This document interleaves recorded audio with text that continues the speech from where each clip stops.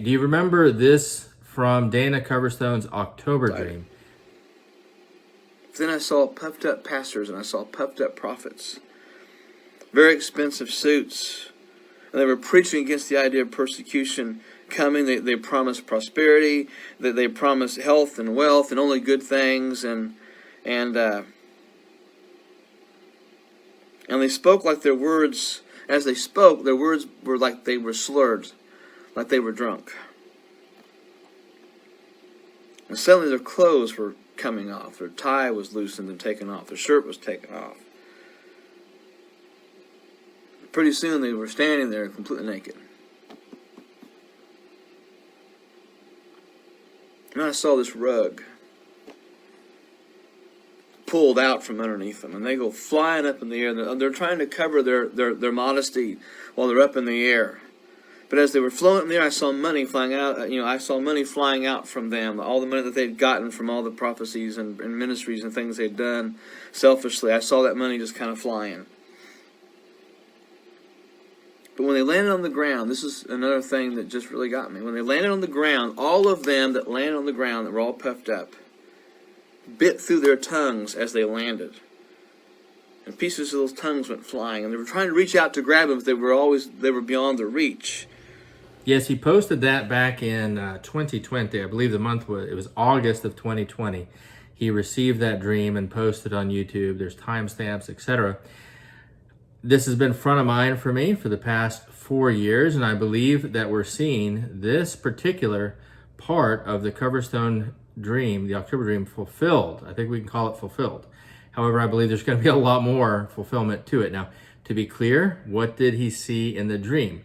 He saw one of the elements of his October dream was he saw puffed up pastors, which by that it means puffed up with pride, having the rug pulled out from under them, which means someone else is yanking the foundation out from under somebody, surprising them, exposing them, and they went flying into the air. Their clothes were removed while they're in the air, meaning they're obviously that's very sexual, or it seems like it would be alluding to a sexual scandal being exposed from the symbolism. And then when they fall, their tongues are cut off and they're trying to grab them back. And yes, I'm going to talk more about Chris Reed after I make these first points about the fulfillment of this and what else is coming. So I am going to talk more about Chris Reed. I think some of you want me to, and to clarify a few things. And we can include Chris Reed in this category, okay? But let's talk about the details. So rug being pulled out, not of their own doing. Are they being exposed, thrown in the air? Clothes being removed for all to see. So they see their nakedness without their works. When they fall, their tongues are cut off. They have no more platform, no more ability to speak, no more ministry. So Dana Coverstone posted that in August of 2020. In November of 2020, Carl Lentz, who was, I think, the top pastor for Hillsong Church here in the United States, or at least on the East Coast of the United States, resigned or was pushed out because of many affairs. I'm not going to remember all the details of each of these, but I'm going to do my best. You can go research for yourself. So that was just a few months. That was like, no, he had the dream about October. At the time, all of us thought it was going to take place that October. Didn't see any scandals that October about pastors. We were all looking for it. However, the very next month, November of 2020, the first one fell. Carl Lentz, major pastor, Hillsong, East Coast, USA. Then in January of 2021, so about a few months after that, Dana Coverstone posted another dream he'd had called the plumb line dream. Here's a clip. Hands. He placed both hands on the church and he lifted it into the air. He looked right at me and he said, I warned them. He then shook the church aggressively and violently, and he shook it for several moments. The hands on Wall Street, the hands on the Capitol he'd been like a push, and then he took his hands off and they began to shake. They continued to shake. But he actually shook the church aggressively and violently, and he shook it for several moments. And Yeah, so in that, we see Jesus himself is taking his church and shaking it. And he's shaking the corruption. He's shaking it to find out who are the true believers. These sex scandals are part of the shaking. Coverstone also had a dream in 2020 about September. And if you'll recall, in that one, Jesus appeared and said he was asking his people to pray for corruption to be exposed in the church. Jesus wants this corruption exposed. And so it is being exposed. And for the past 4 years, I've been warning about this coming so people would be prepared. I've been warning on my channel. I've been warning in my teachings, in person, in Bible studies, etc. So I'm going to go through the timeline here. So again, August of 2020, first dream. October dreams posted. September was also posted then. Then in November, a couple months later, Carl Lentz falls. January 2021, Coverstone posts the plumb line dream where we see Jesus shaking the church. 1 month later, February of 2021, Ravi Zacharias, I think that's when he passed away, or he may have passed away a little bit before that, but it was all these things he had been doing were exposed in February, a month later, and Ravi Zacharias was the head of a major apologetics ministry that had so much respect. He wasn't part of the New Apostolic Reformation or anything like that. And it came out that he owned massage parlors and was getting serviced himself at these massage parlors in his area and other things. And it was heartbreaking for many people. So later that year, 2021, in September, I met with my senior pastor of my church, and I told him about these dreams, and I warned him intentionally that there was going to be a wave of pastor scandals and that it was going to get worse, and it was going to be so bad that it was eventually going to be part of the shaking of the church. So I warned him in person. I'm on record doing that in September of 2021. 4 months or so after that, in January of 2022, Tavner Smith, a venue church in Chattanooga, was exposed for affairs, having inappropriate meetings with women, etc. That caused his church all kind of problems. 2 months later, Brian Houston of Hillsong resigned. His stated reason, this is Global Hillsong founding pastor, Brian Houston resigned, saying that his dad had been a serial pedophile and he hadn't done enough to let people know about that he had helped cover it up, I think, is even what he said. That's pretty bad. May 2022, 2 months after that, the Southern Baptist denomination released a report about its pastors and youth pastors. And in the report, they showed that 400 Southern Baptist pastors and youth pastors had already been arrested and convicted of coercing women or pedophilia of some kind. And that's a huge number. Now, it is a huge denomination. It is probably the largest, I believe it's the largest evangelical denomination in the United States, if not the world. Maybe wrong about that. But so 400 sounds maybe bigger than it actually is, but it's still large. It's still a problem. 1 month after that, I recorded a video and posted on the channel. You can still find it, called The Amplified Interpretation of Coverstone's October Dream. And that I talked about that. That was more than 2 years ago I did that on this channel. Then October of 2023, so a year and 3 months after that, I posted a second video on my channel called Amplified Interpretation of the Plumb Line Dream, where I go into the church shaking and all that. A month after I posted that video, in November of 2023, so last fall, Mike Bickle was exposed, who's the founder of IHOP, International House of Prayer. And he had apparently coerced dozens of young women into sexual relationships with him and bragged about it in secret.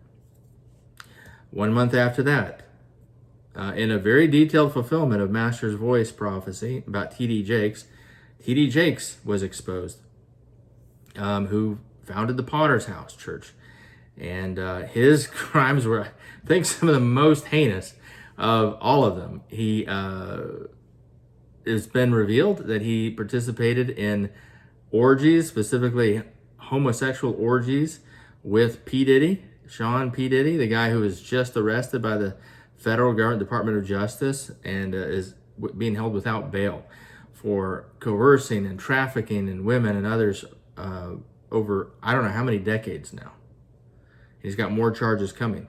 And T.D. Jakes was one of his good buddies and at a lot of these parties. And T.D. Jakes is also being accused of several young men of having forced them to have sex with him when they were kids. He is probably the most egregious of all of them that we've heard so far. Then, fast forward another 4 months, April of this year, Reggie Joiner. So you see that it's accelerating. If I point these on a time graph, you're going to see a line going like this, okay?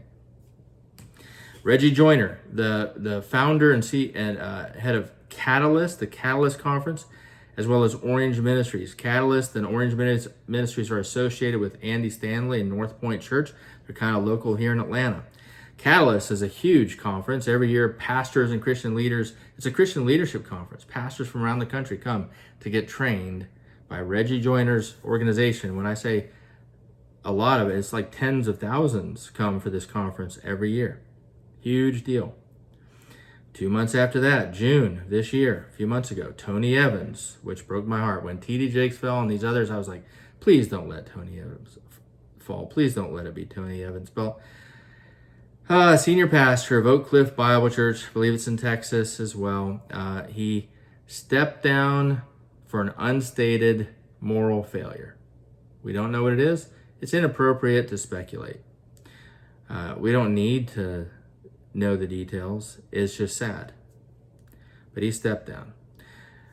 June of this year, Robert Morris of Graceland Church.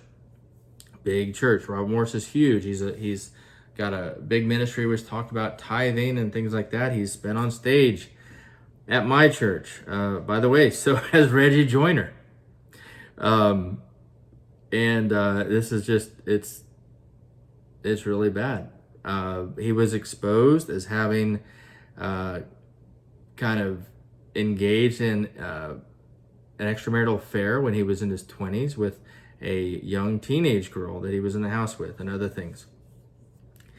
Then this month we have Chris Reed of Morning Star Ministries, which I've already done a video about, and some of you are not happy with my take on it. I'm going to go into that a little bit more.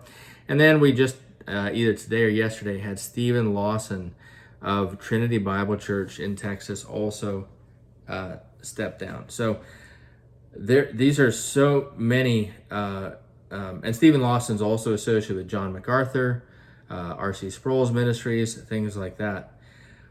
So I want to note that these pastors that are falling are different races. They're different denominations. We've got pastors falling from cessationist, Reformed Bible churches, and we have scandals of pastors from the New Apostolic Reformation, the charismatic churches, and Southern Baptists. We have, of course, and then we have pastors falling from the non-denominational mega churches. So there doesn't seem to be a specific group of Christians that we can point at. It's the entire American church where this is happening. And anyways, just to say this, I consider that piece of the prophetic dream that Dana Coverstone had in October 2020 to be fulfilled. I believe there's a lot more coming, but I believe it's enough. You could say it's fulfilled. Unfortunately, I believe there's a lot more coming, but you can say it's fulfilled. I note the timing. He had it in August of 2020, before the first pastor began falling. We thought it was about that October. Nothing happened that October, but the first pastor, Carl Lentz, fell 1 month later. And then they've been accelerating up through this October, 4 years later, which is most likely when the dream was for. So are we going to have more? I don't know how many more this month. I'm expecting a slew of them in October, and probably even beyond that.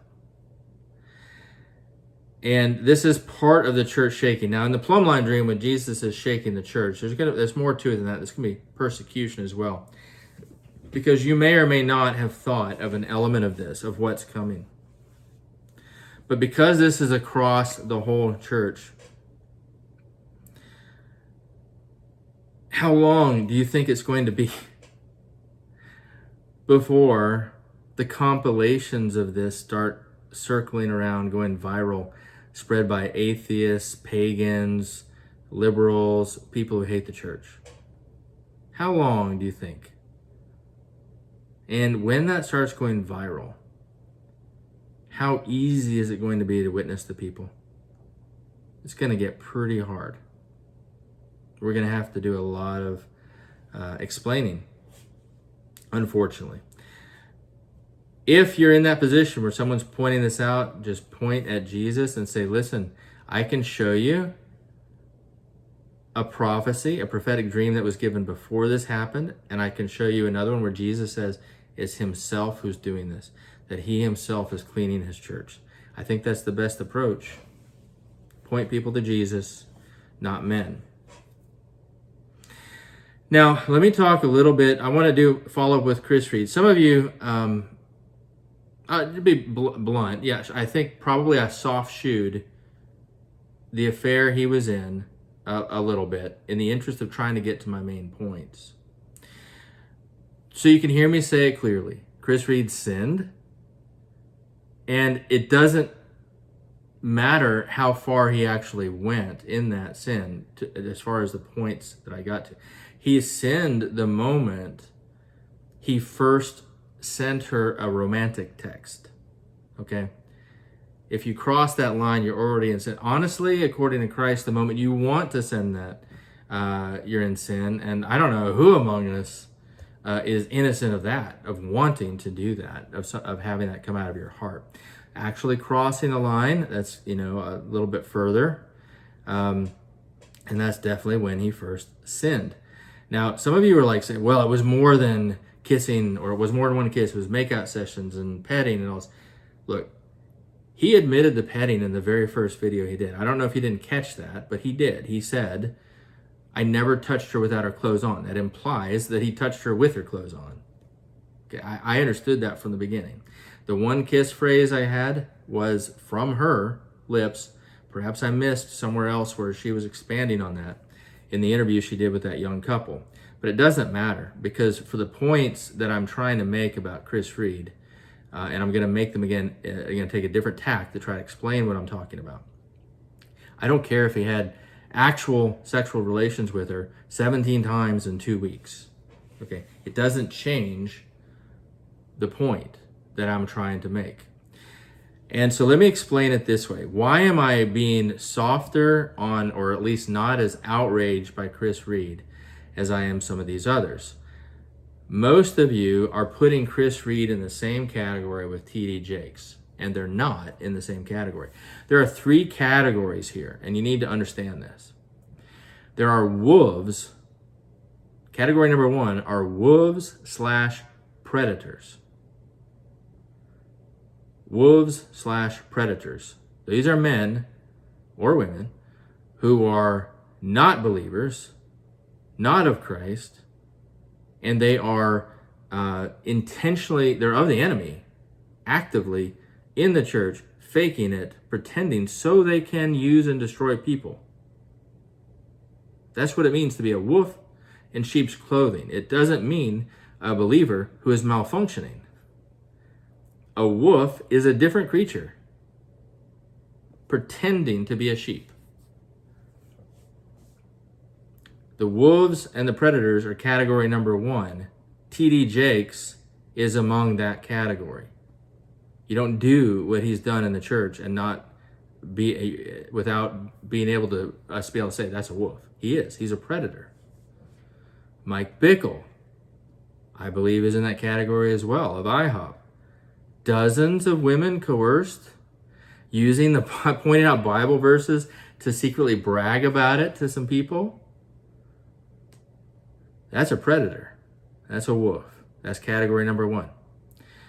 Category number 2, the sexually immoral. Okay, this isn't someone who's necessarily a wolf, but it is someone who's very much a carnal Christian. They're long-term engaging in a sexual sin that is clearly against the Word of God, without remorse, without repentance. Reggie Joiner of Catalyst and Orange Ministries would be of this category. I wouldn't call him a wolf.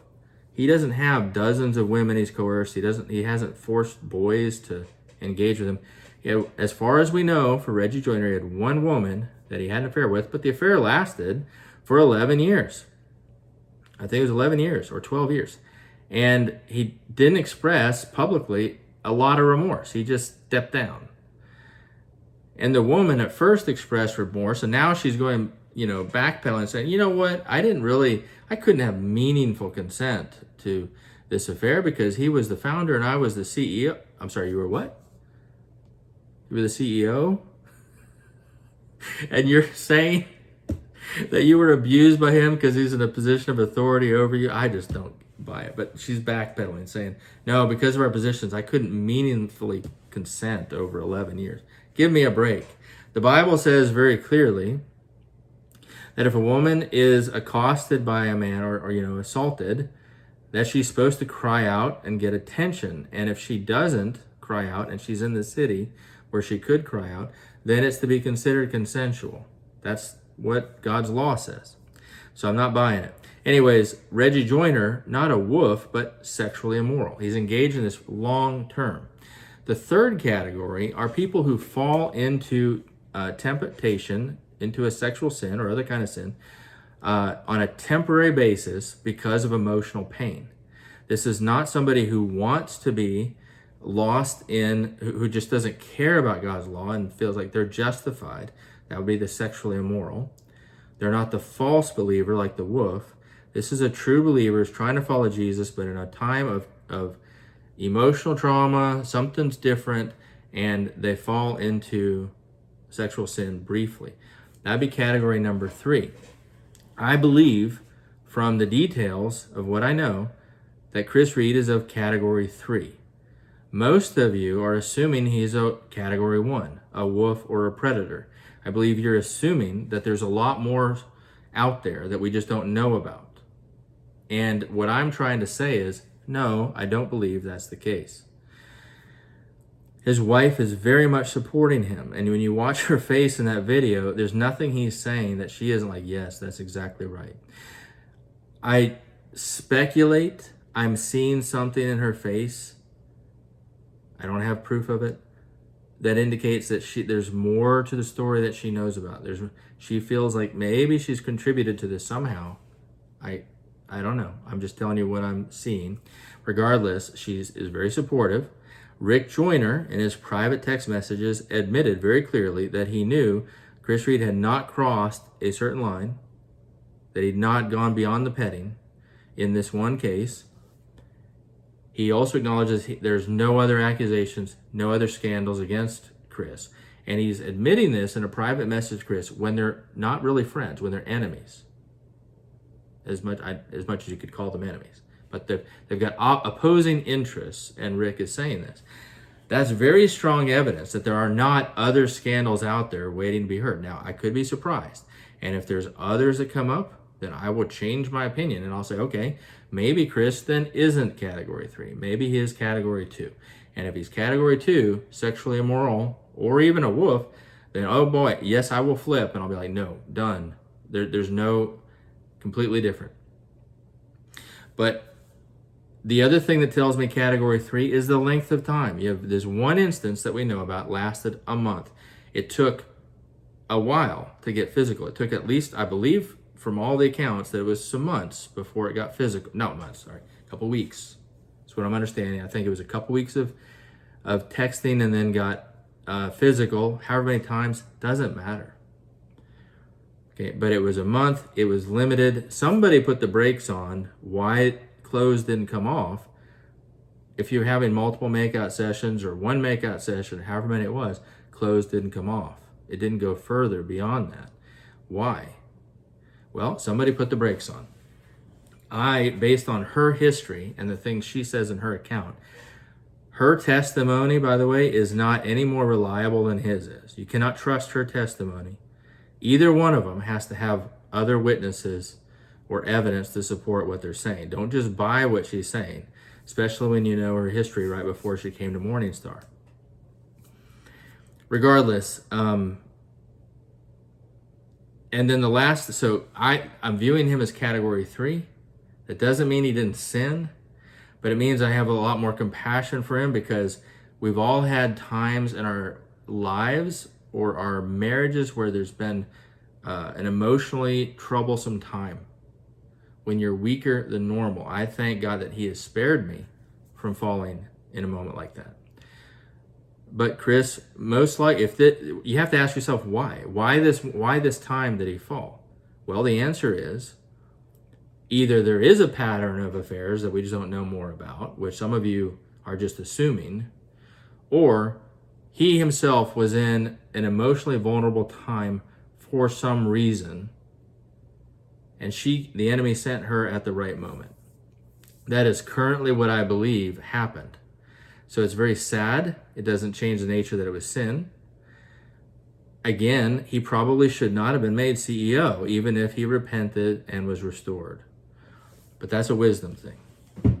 That said, because I believe he's category 3, I do believe his dreams are from God. I'm still looking at them, and also because I see them coming true. So I hope this makes sense. And I think we should stop talking about that case, because as far as he and his wife has said, and she's the one sinned against, it was done. Matthew 18 was followed. We should not be involved. I do think Rick Joyner's getting away with something, because the issue was done. It was repented of, restored, buried. Like for all of them, it was 3 years in the past. No, there's nothing ongoing. But Chris Reed leaves the ministry, and suddenly the very next day, somebody at Morningstar called a reporter or talked to a reporter and told her about the affair Chris Reed had 3 years prior. Somebody out of the blue called her to let her know about this, or when she called them, they talked about it. Somebody dug it up. Somebody wanted to diffuse negative attention off Morningstar. The woman didn't call the reporter initially. Chris didn't call the reporter initially. How did she find out about it? Somebody at Morningstar dug it up and told her about it for the purpose of deflecting negative attention off Morningstar. That is terrible. That is rotten. Somebody at Morningstar, because that is a rat, in my opinion. Who is it? Was it Rick? I don't know. I don't know that we can ever know for sure unless the reporter, says. But she says she talked to Rick. So that's where my suspicion would lie. But we can't know. It's just a suspicion.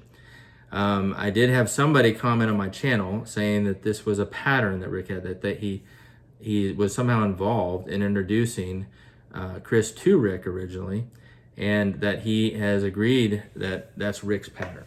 So that's disgusting. If that's good. Not the man who commented, but Rick. Anyways, that's all I have to say about Chris Reed. Pray for him and his family. I believe we can trust his dreams as being from God for the time being. But the main thing we need to do is prepare, because I believe more scandals are coming. Everything's in the news that we've been talking about for the past 4 years. All of it is coming true. But this is a very specific one. I wanted to do this video and warn you, please get ready. There's more coming. Don't be discouraged. It's Jesus himself doing the shaking. It's Jesus himself doing the shaking. He's doing it. He's cleaning up his church. He's separating the sheep from the goats. He's cleansing his bride. It's okay. We're going to get through it. It's not going to go on like this forever. There is going to come a time when the separation is done, all of this corruption is exposed. We're not going to keep going on for years and years and years and years like that. Like, never have purity in the church. For those of you, men and women,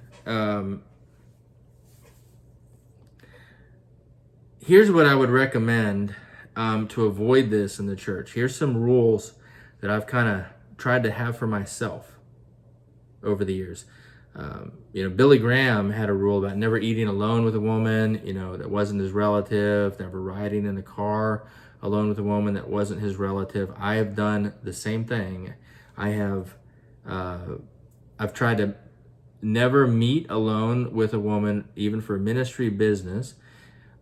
Even, it doesn't matter if it's in public. I own a coffee shop, so that has proven to help me do ministry where I do have to have conversations with women one-on-one, because I can do it in public at my coffee shop where all my staff knows me, sees me, works for me, and other ministry staff are there too. Everybody's seeing me meet with this. It's in public. It's like meeting her out in the open at a church for me.